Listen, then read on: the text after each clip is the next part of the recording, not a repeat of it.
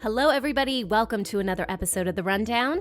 I'm Sunny Galt. I'm a messenger with United Network News, and we are the news division of United Network. And our mission is to bring you the real news, what's really happening on this planet, where are we going, what are we doing, and we release a lot of content throughout the week. We have 3 news reports that come out throughout the week, and those episodes, if you will, have a lot of information in them. We have information from our field messengers. These are stories that come from everyday people just like you who are sharing what's going on in their communities. We have more in-depth news stories that the team and I work on for you guys, and we have updates from the Global Intelligence Agency, who has been very busy right now. As you guys know, kind of feels a little chaotic out there on our planet right now, and that's because there's this giant battle going on, and we are trying to remove the matrix. And if you're listening to this, you're probably part of that whole process. Hopefully you guys are on the light side and you're fighting with us to take this thing down. But it does feel like we are getting towards the end here. And you know how that is with anything that is coming to a close. If you're trying to fight something and it's on its last legs, it will scratch and claw and do whatever it needs to do to stay alive, right? And that's one of the reasons that we're seeing a lot of chaos right now. And we will talk about chaos in the GIA report. But that's going to be more towards the end of this episode. What you're listening to right now, this podcast, is a week in review podcast. So with all that content that we put out there, I know sometimes, it's easy to miss stuff, especially around the holidays, right? We've all been very busy with our families and our friends. And so I like to put this show together to wrap things up for you. So if you missed anything, or if you guys aren't members yet and you're just, kind of catching reports on the fly or after they come out, because we do publish our videos on YouTube and Rumble for everybody 1 week after it's released exclusively to our members. So perhaps you're catching the reports that way. And I just want to catch you up on things and make sure you know what's going on. With everything we release, we always encourage you guys to think critically and to ask questions. And when you are able to connect some dots out there, which hopefully we're helping you with, that you share that information with other people. Now, if you want to learn more about who we are and what we do, you can visit our website, which is unitednetwork.earth. If you do end up becoming a member, we have something called United Chat, where you guys can ask questions and communicate with other people that are part of our awesome community as we are kind of all going through this separately, but together. We do have each other, and we do try to lean on one another because we're kind of living in some crazy times, right? All right, not too many announcements right now. You guys may notice with my voice, I have been under the weather for a while now, actually, but it got really bad over the last handful of days. I think I'm on the up and up, but even on Christmas Day, I was in bed pretty much the whole day. And after listening to Kim's GIA report, which she just released, a couple hours ago, it makes sense as to what was kind of controlling the situation, because I definitely knew this was not my own sickness. So I sound a little nasally, sorry about that, and I'm coughing and doing some other things, but I'm going to try to keep it under control to get this report out. All right, here we go, guys. Here are the rundown of stories you may have missed this week on UNN.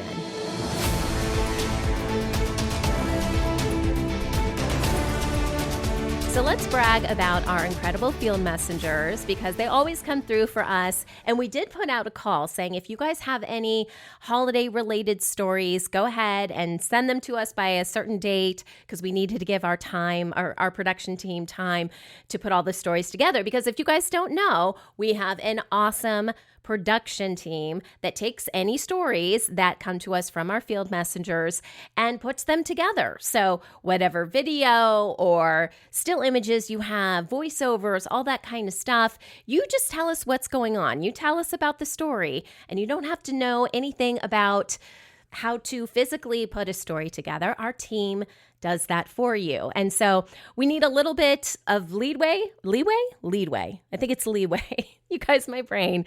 I'm going to have to take a nap after this one. But we need a little bit more time to put those stories together. So this week, we've got a lot of really fun holiday-focused stories for you. Kicking things off with Emma in Spain, and she takes us to Fuerteventura. That's where she lives. And we were telling you guys, I think it was last week, about their kite festival.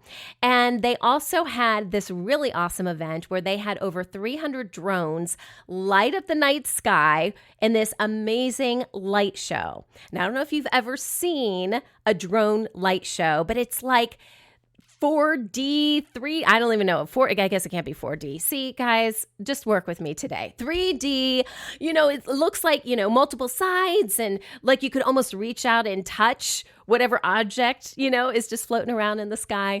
And this year they had this theme of the cosmos or outer space, which I thought was pretty cool. So we got to see like an astronaut and planets, and yeah, just some really cool things were lighting up the sky. And this was interesting. So the fact that they do this in Fuerteventura, which is part of the Canary Islands in Spain, or part of Spain, is interesting because she said there's very little light pollution, which makes sense, right? You're talking about islands, and I would imagine that'd be a great place for a drone show. So if you've never seen one, again, I'm kind of visually trying to explain this to you guys, but you really need to watch the video because there's no way I can give a drone show, a light show, justice just with my words. So make sure you check out Emma's report.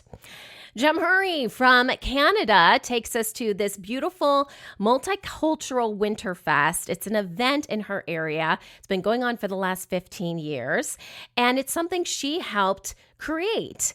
And the reason they created this is it's kind of like going around the world, if you will. So people that live in that area that may originally come from another place, like another country, there's a lot of different diverse cultures out there. And we always talk about this when we talk about our field messenger reports and how important it is to get to know each other. And that's exactly what this event does. She says in her area, there previously had been a lot of concern over refugees and immigrants coming to the area. And this event, one of the benefits is really just to get to know each other better, to learn a little bit more about each other's cultures, and just to come together because they're all Canadians now, right? They may have a little bit different history and how they got to that country, but they're all Canadians, at this point. And so I thought it was a very beautiful story and such a great thing that she helped put together. Amy from New Jersey talks about this holiday secret that she has, which is how to have a great holiday season, right? And it's not about the commercialism. She talks a little bit about that. That's something, I think a lot of us are feeling this now. I was very much aware of this. I think my kids were even starting to become more aware of this. My son was like, I don't really want presents. It's not really something. I mean, imagine a 15-year-old saying that, you guys. That's not necessarily a normal thing, but that was just kind of how he was feeling. And I think a lot of people are starting to feel that way, like, that's kind of fun a little bit. And then what else, And it really is about spending time with the people you love and creating those memories. And so for Amy, she was talking about how her family said, what do you want to do? And she said she wanted to have a holiday game night. And in the past, they've also gone out to dinner and done some things. She may have even done that this year as well. And we got to see a lot of fun pictures of her just enjoying time with her family. And it's just a reminder of it's the little things, right? It is those fun memories. I've got a lot of great memories. In fact, I was just talking to my husband the other day. I heard a report that right now is a really good time, like right after Christmas is a really good time for to get new games, like board games. Like they're all on sale apparently. And I told my husband, we should go do that because we always have fun when, our kids and my husband and I would get together and we just play games, and we could use a little more options besides Monopoly and Life. I'm just saying. And Uno. Okay, that's another popular one. All right, Kim out of Oregon takes us to the Festival of Trees, and I love this. She goes to Brownsville, Oregon. It looks like a small town, and we've got a couple of reports like this week where these are local events, and they have what they call the Festival of Trees. And it's like these businesses have these trees, they decorate them. A lot of times it's homemade ornaments, very beautiful trees, even living trees, which I love that term, which is a tree that hasn't been cut, still has its roots in it. And they just show us some of the trees. And all of this, they actually sell the trees at some point, and that raises money for their community. So absolutely beautiful. Susan out of Sweden takes us to a Christmas market. This is part of Stockholm, which is a historic old town. Now, I think this is the second report that Susan has done from going back to Stockholm. She was taking a trip back there, and we've already released one of the reports, but this was specifically about how they celebrate Christmas. And that town dates back to the 13th century. And it is a little bit like walking back in time and seeing, the beautiful little, I'm going to call them kiosks, stalls. I'm not sure what they are. They just look very beautiful. So they have modern gifts, but it's like set in this beautiful environment. Christmas lights everywhere. Absolutely gorgeous. Again, I can only explain this stuff so much. You guys really need to go and watch these reports to see how beautiful some of these holiday decorations are. Maya from Italy. Now, this one was a really cool one that you have to see. What about a Christmas market in a castle? So the Limitola, I think is how you pronounce it, castle. It is near Naples in Italy, and they have a very beautiful Christmas market, and visitors come in. There's local cuisine, handmade items, and various stalls, market stalls, we'll call them. In fact, they have this beautiful projection even on the side of the castle. She says it was once a fortress, and then they turned it into a mansion. And, picture kind of like a mall, but like, how you have like multiple rows or levels in a mall, but it's a castle, you guys. I mean, just very beautiful. I love castles. That's kind of, I know there's some dark things that have happened in castles, but for some reason, I must have lived in a castle time or something like that. But just gorgeous. All right, Monica out of Romania takes us to the Craiova Christmas market in Romania, of course, because Monica is kind of like our roving reporter for Romania. I didn't used to know hardly anything about Romania, and now I feel like I actually know that country because of what Monica reports on. And she takes us to this beautiful location where they have all of these different lights. They're calling it a Christmas fair. And what was a little bit different about this one is they had themed squares, okay? So think of it as different sections within the fair. And I'll just give you a couple ones that she mentioned. She mentioned a place called Candyland, which I'm sure has a lot of candy. They have a traditional Christmas section. They have Santa Claus Land, which is specifically tailored for children. Also Toyland, which I'm sure is catered towards the kids as well. Super beautiful, amazing. Again, you really got to check this out and watch the video. Candace from Missouri talks about her American Christmas traditions and what she does to celebrate the holidays. And she's located in Jasper County, Missouri. And she also talked to, some other people in her area of like, what are some of their favorite Christmas traditions? It's just a very heartwarming report. And finally, Lawrence out of New Mexico takes us to the Twinkle Light Parade.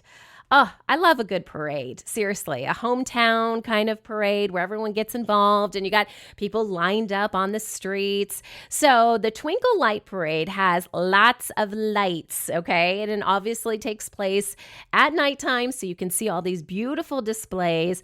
I'm telling you what, there was just float after float after float, and it looked beautiful. Looked like everyone was having a really good time. It's funny because my town that I live in now had a parade this year. We do it every year. And my family, we were not in the parade. We've never been in the parade. We just, sit on the sides and watch. And I live in California, and I love this idea of doing a nighttime parade because this year the weather was really hot. And I'm like, this is a little weird. We're like watching, people dressed up in Christmas stuff and we're like sweating and the sun's like beating down on us. So I'm thinking we need to adopt some sort of version of this where it focuses on lights and it's at nighttime. I think that's a real winner. Just saying. Now, here are some of our more in-depth stories that the UNN team worked together and released for you guys this week. We're going to talk about something called tactical urbanism. Have you heard of this term before? It's all about making fast, low-cost, people-powered changes to streets and public spaces to show what better neighborhoods could look like right now, not years from now. Because, if you get the government involved and other entities, sometimes it just takes forever. Now, this could be anything from pop-up bike lanes and painted crosswalks to pocket parks and community gardens. These temporary fixes are often driven by residents frustrated with slow planning processes and unsafe car-heavy streets. Supporters see it as civic action and community empowerment, while critics and city officials sometimes view it as illegal, unsafe, or even vandalism. But sometimes the teams can work together, both sides can work together, and come up with something beautiful. When we do it, we want to make sure that the government sees and admires the fact that we are doing it. We are doing it because we want to do it. We do it with our own people, with our own money, with our own energy. And when we do it, symbolically, not illegally, symbolically, positively, creatively, then it's always the same story. They come after us and say, listen, good job. Yeah. Some cities like Atlanta and San Francisco have embraced the idea through pilot programs, turning grassroots experiments into real improvements, but others stall due to funding, politics, or pushback from drivers and planners. While tactical urbanism doesn't solve every big infrastructure problem and can sometimes create new tensions, it has proven to be a powerful way for communities to reclaim space, spark collaboration, and push cities toward a more livable, people-first design. Well, Australia has rolled out one of the world's toughest online safety rules, banning all social media accounts for anyone under 16 after years of warning about cyberbullying, harmful content, and rising anxiety amongst young teens. Backed by government data showing nearly all 10 to 15-year-olds use social media platforms, and most have encountered disturbing material or harassment, lawmakers amended their Online Safety Act and put the responsibilities squarely on tech companies to keep kids out. Platforms must now take reasonable steps to verify age using privacy-conscious tools under the oversight of the eSafety Commissioner, with penalties for companies that failed to try. Millions of kids and teens in Australia, they just lost access to social media because Australia is now implementing a world-first ban on social media for people under the age of 16. And so under the law, Facebook, Instagram, TikTok, Snapchat, X, YouTube, Reddit, Twitch, Kick, and Threads, they're all expected to have taken steps to deactivate underage profiles as well as prevent those users from signing up for new accounts. And if someone creates a new platform, that could be added to the list in the future, and those that don't comply, they risk fines of up to almost $50 million. And actually on that note, X is the only company on the list that, as of recording, hasn't publicly confirmed it would comply with the ban. So, we're gonna have to see what happens with Musk and them. But even for the companies that do comply, there is still a very real question of how effective will this actually be. Supporters say the ban gives teens breathing room from online pressure, while critics argue it could cut off support networks, push kids to darker corners of the internet, and oversimplify a complex issue. With teens already challenging the law in court and other countries watching closely, Australia has become a global test case for how far governments should go to protect kids online. Well, AI is quickly rewriting the rules of the music industry, blurring the line between human creativity and machine-made sound as AI-generated songs become nearly indistinguishable from those made by people. Studies show most listeners can't tell the difference, and fully AI artists are already topping charts and landing record deals. Sounds so funny, right? How is that possible? Sparking both curiosity and discomfort. While some musicians embrace AI as a creative assistant, others worry about job security, artistic value, and transparency, fueling calls for clearer labeling and opt-out options. With no global laws in place, platforms like Spotify and Deezer are setting their own rules, and high-profile copyright battles, including Suno's licensing deal with Warner Music, are shaping how AI and artists can legally collaborate. So if you're wondering how this works, take a listen. AI music platforms like Suno or Udio work like ChatGPT for music. You type a prompt and they generate full songs. They use AI models trained on huge audio datasets, often scraped online without artists' consent. They also learn from user feedback to make tracks that fit popular tastes. In many cases, AI-made tracks lack the emotional depth of human artistry. That's not saying that good producers with the vision and prompting skills can't generate AI music that is touching. But the sheer volume of AI songs can overwhelm platforms and bury quality music in generic content. As the debate unfolds, AI may be transforming how music is made and consumed, but the question of whether it can ever replace the human stories and emotions at the heart of music remains wide open. Citizen science opens the door for anyone to take part in real scientific research, pairing everyday people with professional scientists to collect massive amounts of data that would be impossible to gather alone. Powered by smartphones, apps, and online platforms like iNaturalist, eBird, Zooniverse, I love these names, and NASA's Globe Observer, volunteers help track wildlife, monitor ecosystems, study climate impacts, and even analyze space and medical data. Researchers design the projects and verify the results, while participants contribute observations from backyards, classrooms, vacations, and laptops around the world. iNaturalist, you can take a phone and you can go out and you can look at a flower, a frog, a mineral, a mushroom. You photograph it. You upload it into the cloud of iNaturalist, and they have all these experts, amateurs, trying to tell you what it is. It's a great little debate going back and forth. No, you're right. No, you're right. And then when it hits research grade, it's when a group of experts come together and says, yep, you have Copernicus comatus. Yep, you have Boletus edulis. They agree on identification, but it has fueled the scientific community with all sorts of these citizen scientists finding new species. Oh, wow. And it brings people into nature, but it's so exciting. Now, some efforts go even a bit further, with citizen-led conservation programs allowing trained volunteers to help protect endangered species directly. In a time of accelerating environmental change, citizen science proves you don't need a lab coat to make a meaningful impact. Just curiosity, a little time, and a willingness to contribute. Mutual aid is a long-standing, people-powered way for communities to support one another directly without waiting on governments or formal charities. And it often proves especially powerful during crisis when official systems fall behind.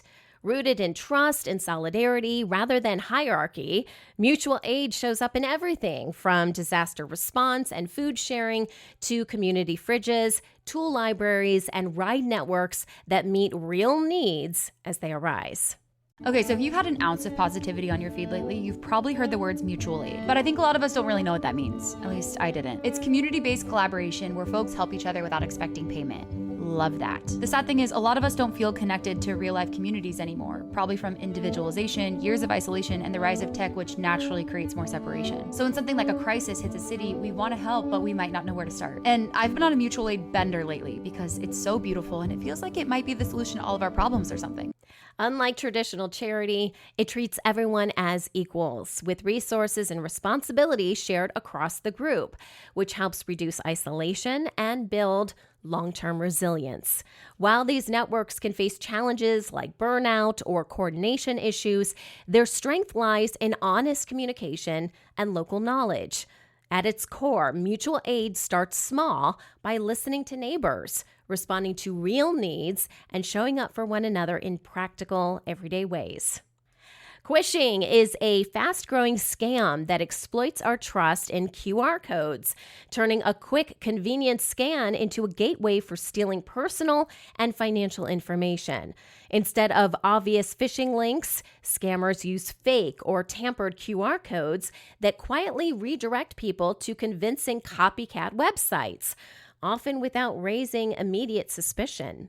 As QR codes have become part of everyday life, cyber criminals have taken advantage, with attacks jumping sharply in recent years and millions of malicious codes now circulating through emails and even public spaces. Should I click it? No way. I don't know what that is. I don't know who put that there. There's something I want to show you. 73% of Americans are doing this. Super dangerous. This right here is just one of smattering QR codes that you can find out in general public. We're on the streets of New York. This QR code could be legit, but I didn't check it. Not many people do. And that's how the criminals are getting to you. It's called quishing, QR code phishing scam, how they're getting you with bad stuff on your device. The threat is expanding from individuals to workplaces, prompting warnings from regulators and new security measures from companies.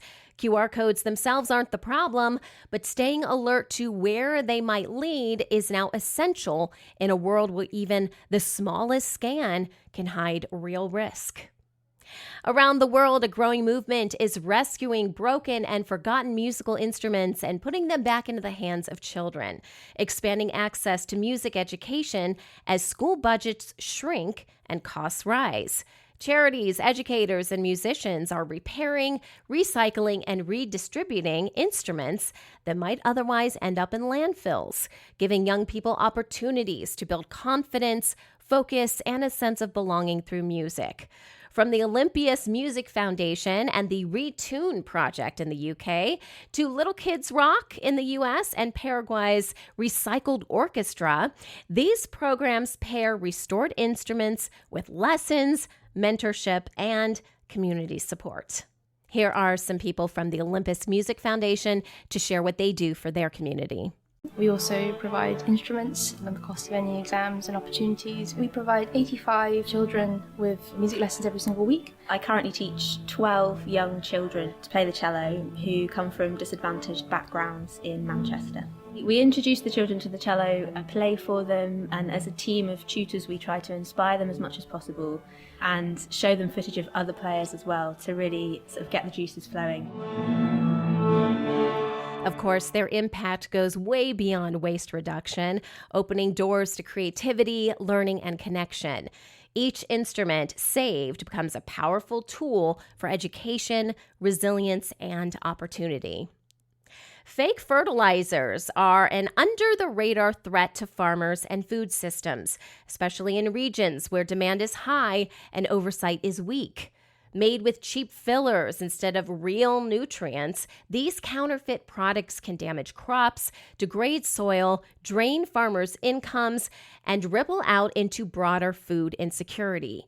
Cases in places like India and Kenya show how easily fake fertilizers slip into long supply chains, often disguised as trusted brands during shortages or price spikes. Once in the field, the losses become clear through poor yields and long-term soil harm. The Kenyan government launched a fertilizer subsidy to help farmers. Sounds great, right? Until what they gave wasn't fertilizer. It was soil. Just soil. No nutrients, no nitrogen, just useless white dust in a nice bag. And guess who approved it? KEBS, Kenya Bureau of Standards, who said, yes, this powder looks very nutritious. Stamp it. Over $1.6 million worth of this fertilizer was distributed to farmers across the country. Result? Crops failed, yields dropped, farmers cried, but the government, silent. Tackling the problem requires stronger regulation and enforcement, fair access to genuine products, and farmers staying informed and alert to suspicious supplies. Posting zero. Have you heard about this one? It is a growing online trend where people choose to stop posting or dramatically scale back on social media by not leaving the internet really, but by rejecting the pressure to constantly perform. Research shows many users are still logged in, but far less active, using platforms to browse or stay loosely connected rather than share personal comments. A shift linked to better well-being and declining trust in social media itself. Younger generations and longtime internet users are leading the move, having learned that attention is limited, validation is fragile, and not everything meaningful needs an audience.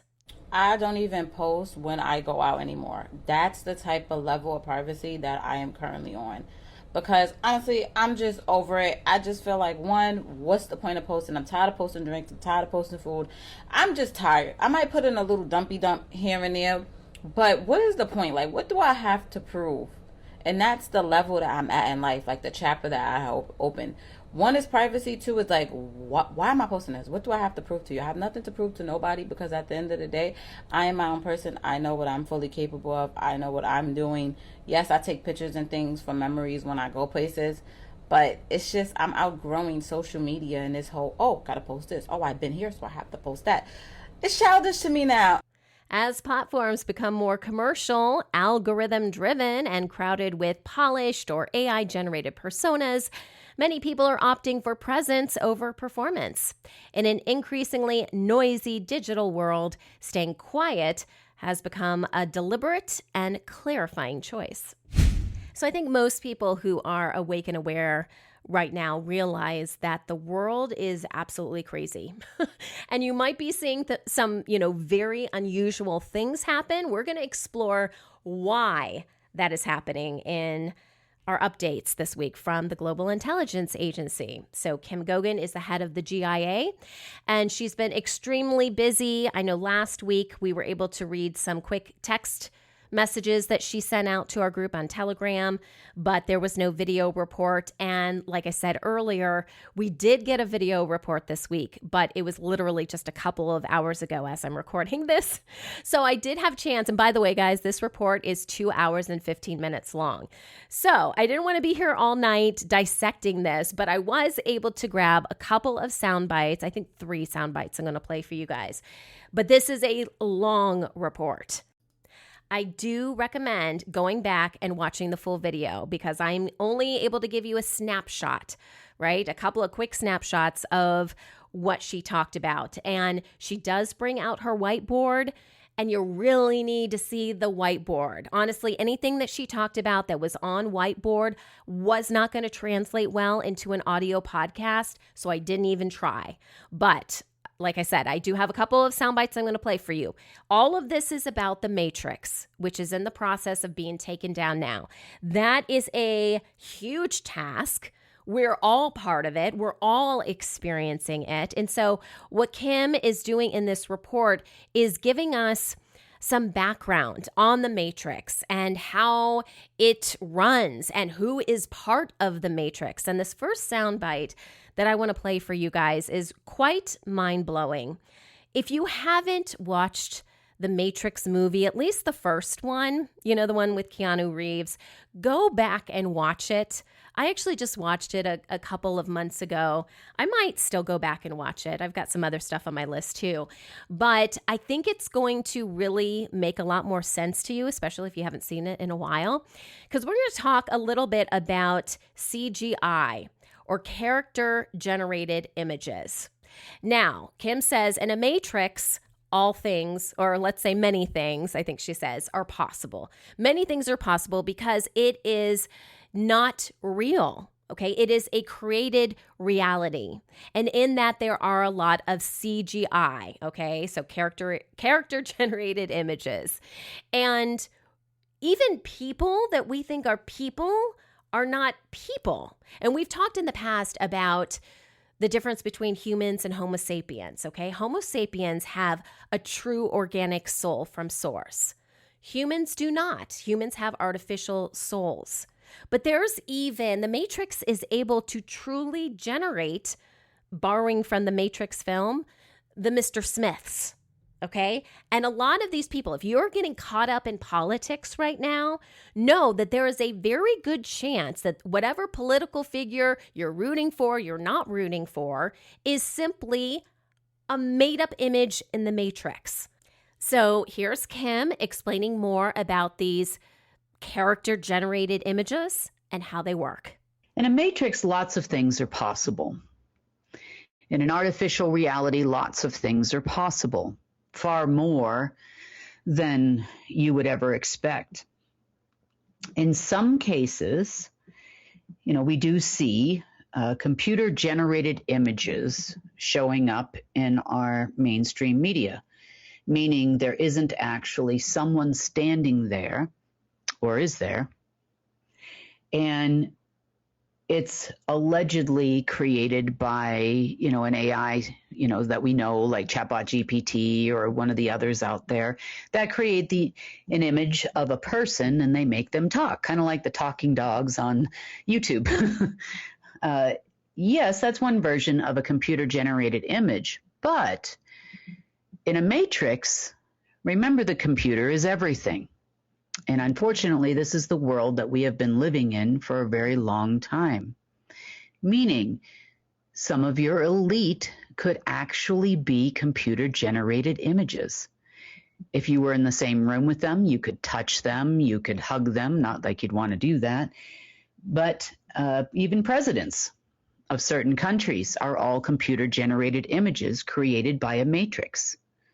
The matrix will insert people to take positions of power within its matrix.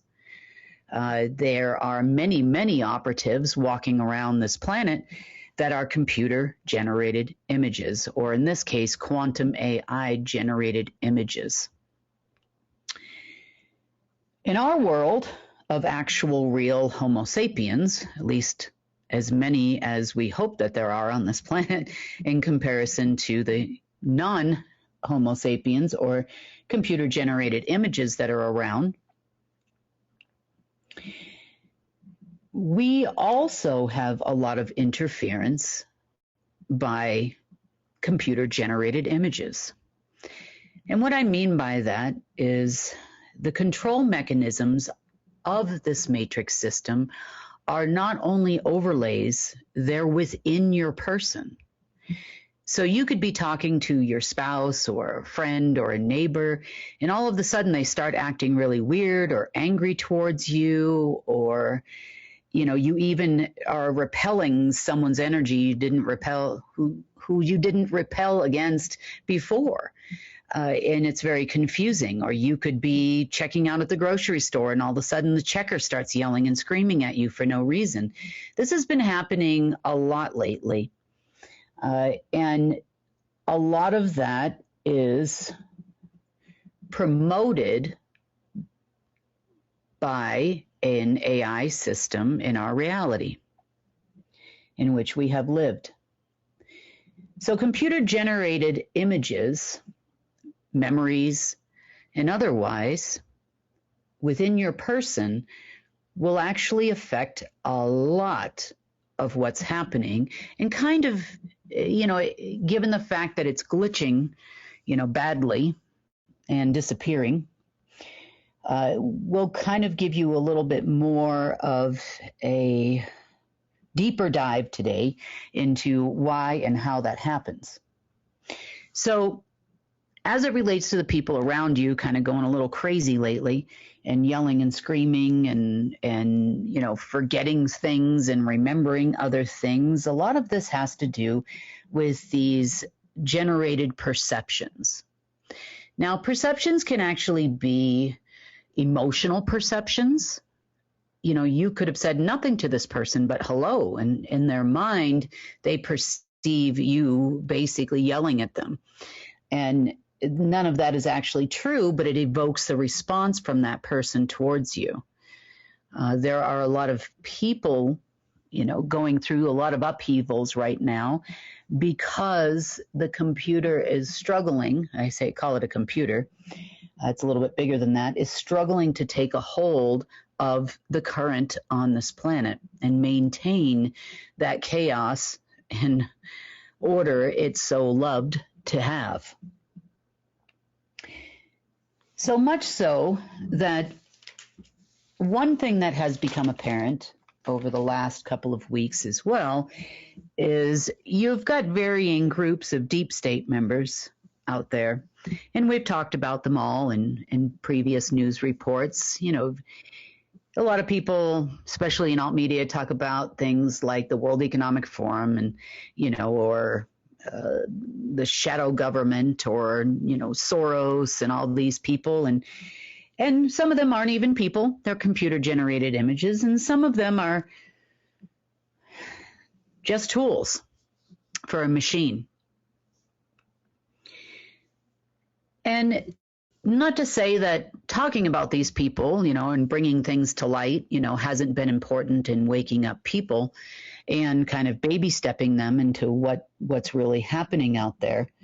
You know, there are some people out there too that talk about control systems and matrices and that kind of thing, and that's also important.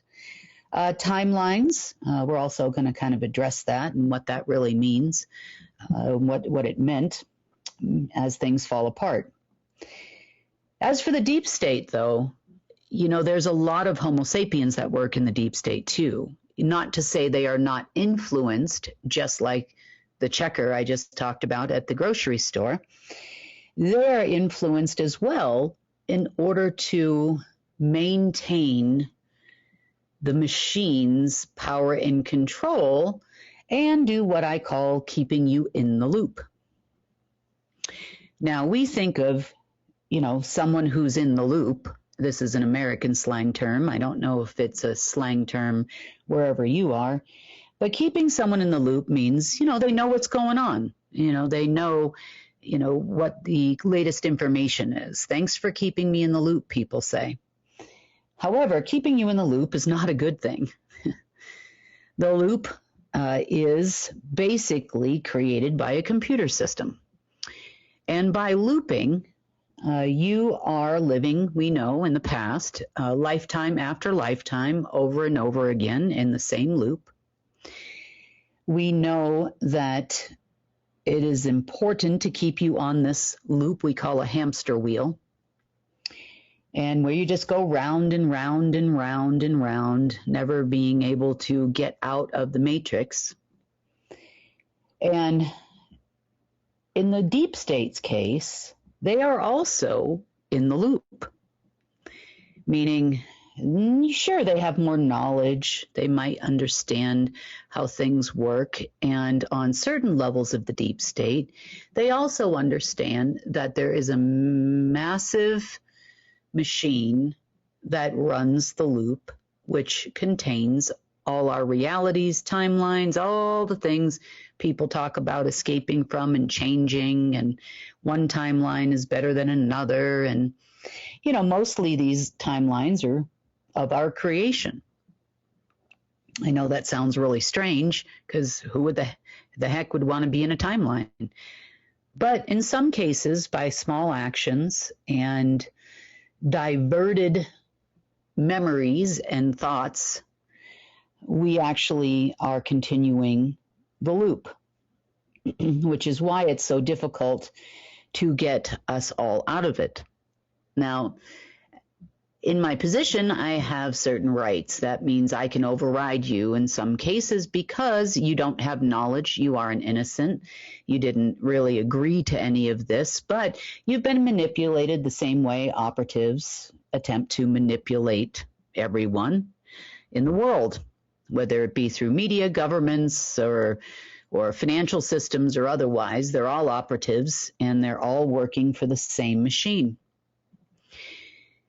The interesting thing about the deep state, though, is that something interesting came to light. So we know or have found out that China had a lot of different systems, and some of them were given by Marduk, and we've talked about this before. And they were told that they were going to be in charge of his new empires. I can see why they would think that, based on some other things we found there, we'll talk about in a minute. However, what also came to light over the course of the last week or so, a couple weeks since we talked, is that everybody had one. All different. They all do different things. You know, those that are fighting for the quote-unquote white or light empire, which is just as dark as the black one. believe that they're doing the right thing. These are your white hats. These are your secret space program operatives on that side of the program. They believe that they are ushering in the age of light and that there's going to be ascension and everything is wonderful. But yet they go into things like, we must maintain the emerald grid. We must maintain if they only knew what that actually was, and maybe they do, or maybe they don't. Or maybe they're just cyborgs. Maybe they're just computer-generated images, which is why they don't deviate from a program being fed into their brain.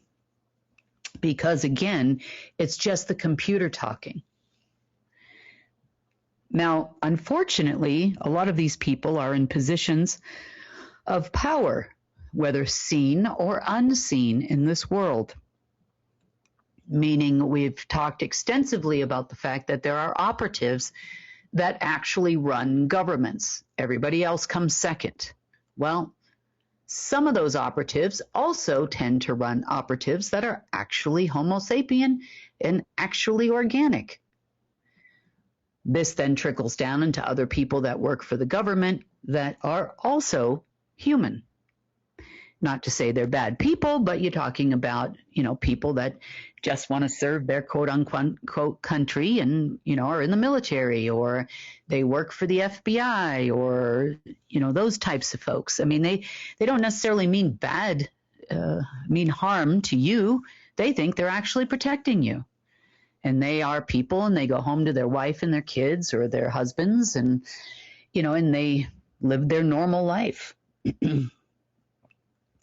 Problem is that the people they report to are actually computer-generated images in a lot of cases. They are actually part of a machine designed to keep Homo sapiens under their control. When people start to question, especially in the deep state, they start to question their orders and instructions and all of these things. There is a protocol for that. When they're not listening to the computers generated beings, people, in some cases, we've even run into reptilian computer-generated beings that have been driving operatives around, especially in the United States, for a while now. Has happened very strongly over the last couple of weeks. They always insert some kind of figure that people would make people, the average everyday operative, Homo sapien, normal person, make people believe that they're going in the right direction, that they have help from a group somewhere that is stronger and smarter and has more universal royal blood, if you will, or that they might respect because they look different. Maybe they're green or another color or whatever it is. They definitely, these particular instances have happened quite frequently, especially over the last couple of weeks as people start to question what the heck is going on. The machine's influence is not having as much influence anymore.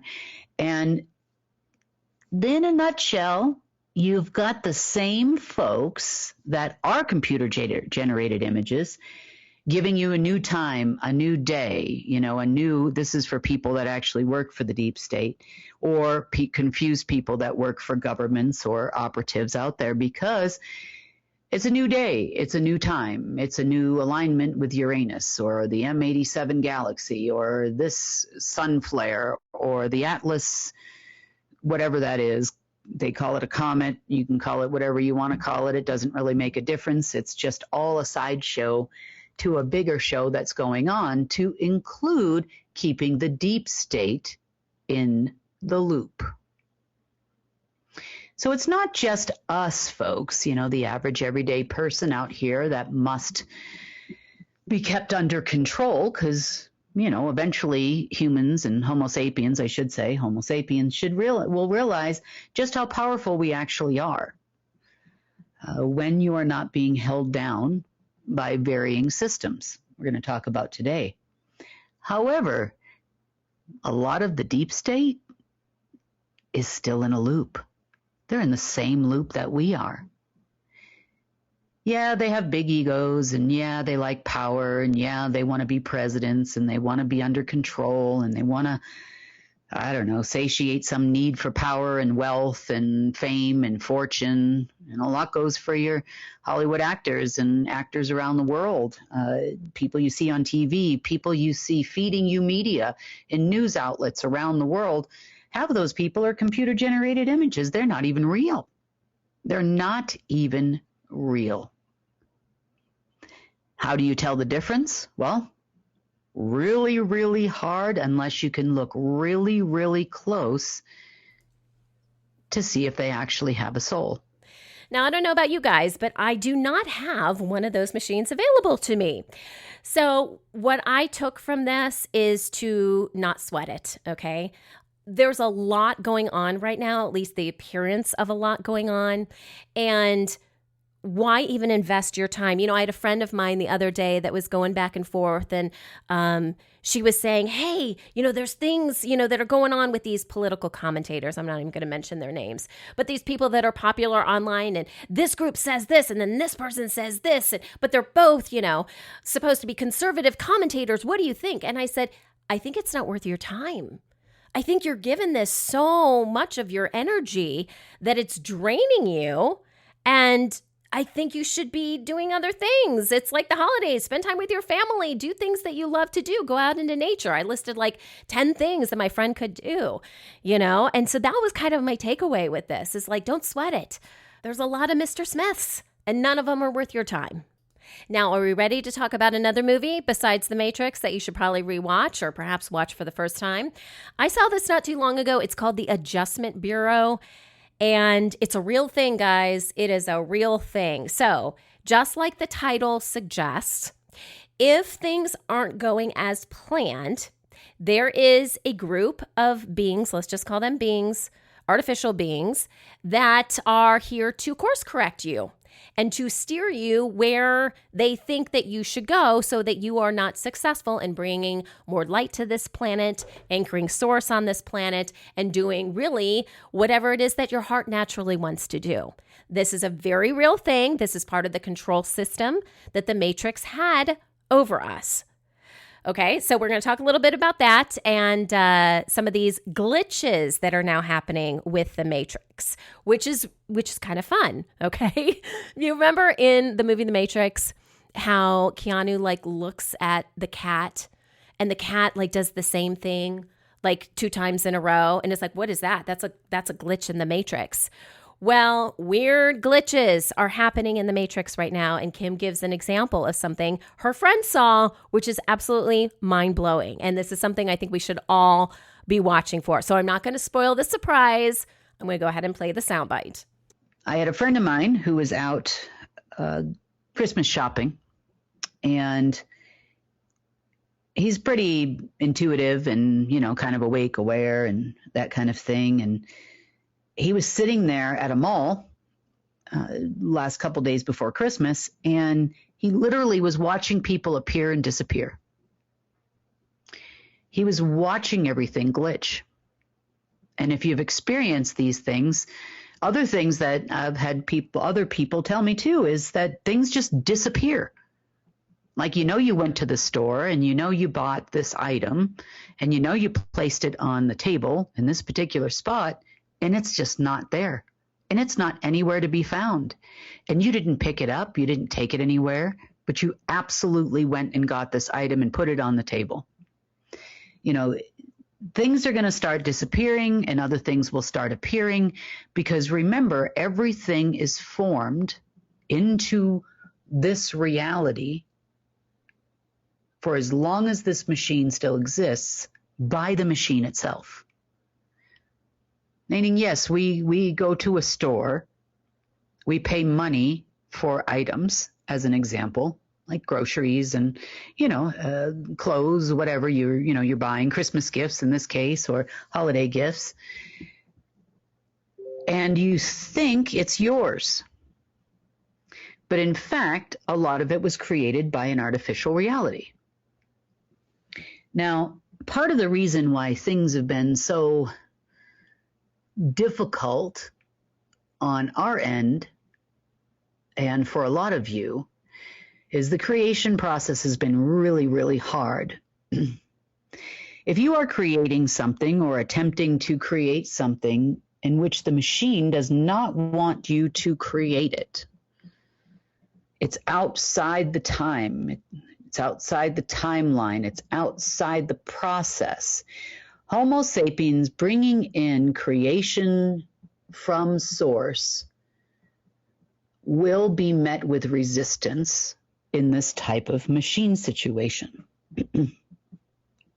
Now, as that starts to go away, the process gets easier and easier. Especially things that make you happy, especially things that will make other people happy. It is definitely a ride. Other things that may have affected you in relation to this machine is, the plan for your life was laid out at the moment you were born, even before you were actually born. Now, the plan of source isn't necessarily the plan in which you've been living through. The machine, too, has specific things that it monitors and tries to keep in place in order to make adjustments on how we as a whole are going to live. Meaning, there may be someone who's a bus driver that didn't want to become a bus driver, but they're the bus driver because there needs to be X amount of bus drivers on the planet in order to make the world go round. Or maybe you're a pilot and you didn't want to be a pilot. Maybe you took this position because, you had to feed your family and that's how you were thinking about it. But did they make it impossible for you to feed your family and do something that you really liked?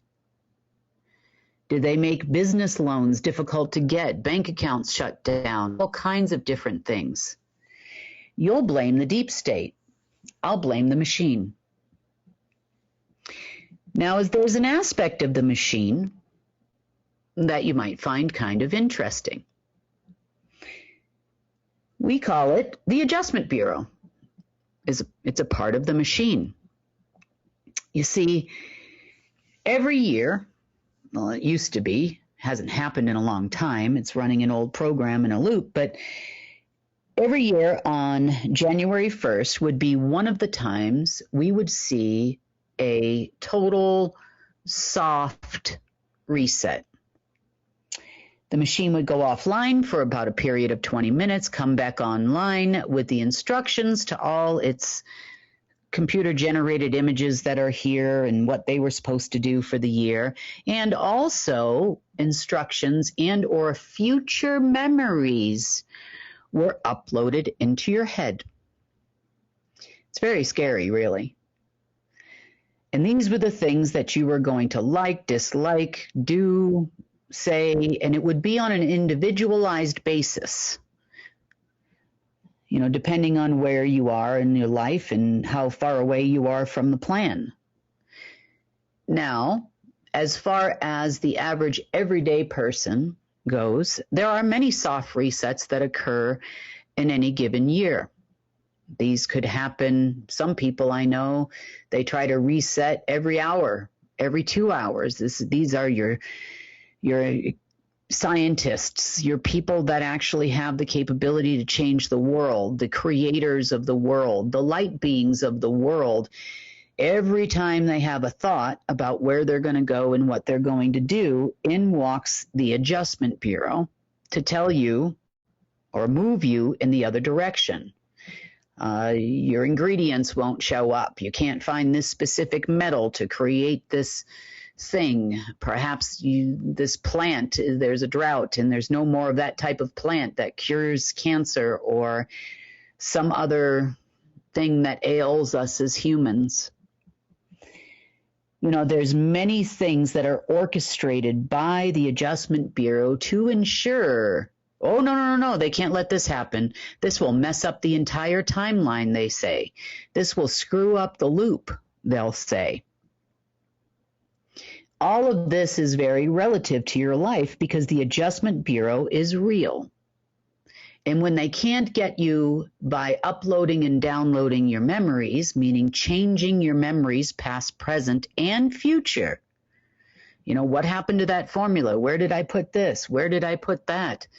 Oh my gosh, I can't get a job to save my life. I'm having trouble having a family or kids. They don't want you to have kids because it's not part of their plan for you to be in the loop. Not this time around, because maybe last time around you let a whole bunch of people to get to a point where you almost got out of here. And for those people, life is the most difficult. The Adjustment Bureau is not Homo sapien. The Adjustment Bureau are computer-generated, what you would call cyborgs. They are computer-generated images. They are slated for a specific program, part of the matrix, to make adjustments when necessary. And if critical, they will send in people. They look like people, they walk like people, they talk like people, but they are a computer-generated image. They will come into your life. They will be your best friend, your boyfriend, your girlfriend, whatever it is they've got to do, some kid that you might feel bad for. When they upload your memories, they know all your buttons. What will make Mary or John turn around? What will make Mary or John decide they're not going to buy that house? Believe it or not, it could be something that simple. What is going to make them change their life? In walks the Adjustment Bureau, and you get your own personal computer-generated image that looks just like a person, walks like a person, touches like a person, looks and appears to have emotions like a person, will play on your emotions, knows your thoughts, it knows how you work, it knows what you want to hear in order to get you to do what it is it wants you to do. And I know all these things are scary, but it's going to get a lot scarier in this report because the truth is the truth. And once you understand the truth of the matter, you'll know how not to let it affect you until we're completely out. Now, it's at this point that Kim gets out her whiteboard and goes into at least an hour and a half of material that you're going to want to go back and watch. This has to do with how many strands of DNA we have, how this matrix impacted the Earth, and how it impacted creation throughout the Omniverse, because I don't think a lot of people realize how important Earth is in this story. Literally, all creation happened through Earth that went out into the Omniverse, okay? Which is why the Earth is such a centerpiece right now in all of this, and why this final battle, if you will, is taking place on our soil. Literally, it's happening here, and it's not just because you're lucky. Most of you guys listening to this chose to be here at this time and chose to be in this fight, right? So it's not like, oh, isn't that interesting? I just happened to be in the right place at the right time. No, that's not what's going on here.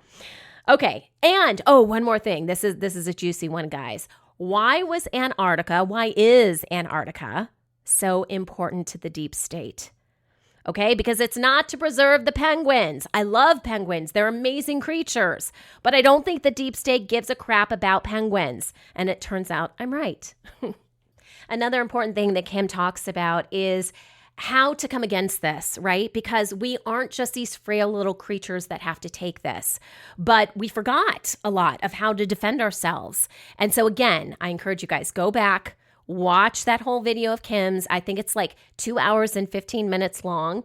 But I'm going to leave you guys with a final soundbite about really just where we're at in this whole battle and why it's been a while since we've heard from Kim. And we were telling you guys, listen, she's doing operation after operation. But sometimes it just helps to hear from Kim exactly like what has been going on, why when you start operations like this, you can't necessarily stop and just take a break to do a report. And what's more important, I mean, we're literally talking about people's lives here. So I know sometimes it's frustrating when we don't hear from Kim, but really, yeah, I just want Kim to kind of put that into perspective. So here is a soundbite about the operations and where things currently stand. You know, you when you start a process like this, you absolutely can't stop, because when a dying animal is dying, even if it's a machine, and you corner the machine, it's going to fight you tooth and nail. It causes uncomfortable situations for people. It's causing people to be in chaos, angry for no reason, frustrated, all kinds of emotions, sad, depressed. We're going to see more suicides if I don't hurry up, and I get a little nervous, and I don't want to stop, even long enough to do a report. Maybe that's not the right thing to do either. But I'm just trying to ensure that if we're going to break it apart and we're going to do it without everyone's help, we can certainly use your help because and you're listening, but to break it all down to the point where we don't have a machine, which means we don't have deep state control anymore, and we don't have to worry about the World Health Organization, and we don't have to worry about politics, and we don't have to worry about world governments, and we don't have to worry about agenda this and agenda that and whatever the heck orange people are spewing these days, who knows, then it doesn't matter if there's no machine. It doesn't matter.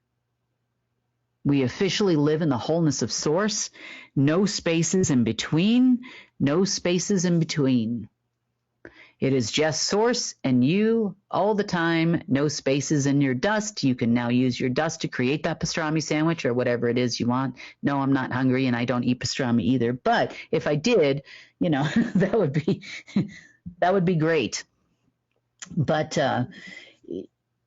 it's been a journey and a road for sure to get back to the wholeness of reality of source, and outside of this loop and outside of these machines. Defining the mechanism is one thing, fixing it is another, and it's so intertwined with people. You've got to be careful. It's almost like diffusing a bomb. But I will say this. The spaces in between are becoming, let's just say they're being squeezed out. And the more we squeeze, the more difficult things become. So in theory, all of you figure out now that you know how to bypass it, how to not let it influence you and your life. The best times when it's asleep, you're asleep, because it's going to go in accordance with an artificial circadian rhythm that it has created for you, because we didn't sleep like we do now. We slept less hours and had more energy. Didn't even need sleep, really. Maybe once in a while, there's a rest and recharge and whatnot, but you didn't need it before. So understanding the chaos that is created, the hurt feelings over what things, just remember there are certain ways that you can bypass it, number one. Number two, if that's a spouse or a family member, try to have some compassion. I know that's hard to do when they're yelling at you about something that you consider insignificant or even something that you consider major. But have some compassion for these people, because it's really not their fault. The closer you get to making that connection, if it can't get to you directly, it's going to get to everyone and everything around you that it can possibly get to. The car breaks down, you lost your job, the stuff you ordered online didn't come for 3 weeks. Chaos will ensue, your laptop blows up, you name it, it's going to happen.